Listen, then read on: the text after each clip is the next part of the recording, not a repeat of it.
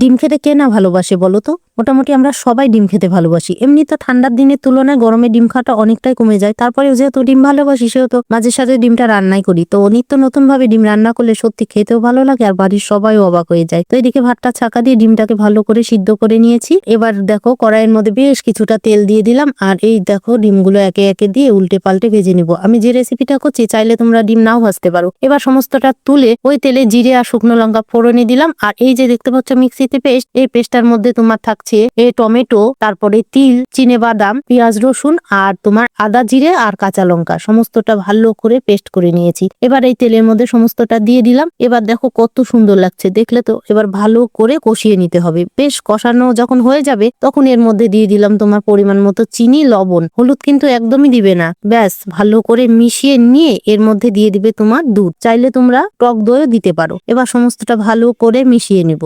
এবার একে একে ডিমগুলো এর মধ্যে দিয়ে ভালো করে কষিয়ে নিলে ব্যাস একেবারে রেডি আমার তিল ডিম। দেখলে তো কত সুন্দর হয়েছে? বিশ্বাস করো খেতেও কিন্তু অসাধারণ হয়েছে। তো নিত্য নতুন ভাবে তো নতুন কিছু রান্না করে বাড়ির সবাইকে খাইয়ে চমকে দাও তো দেখি।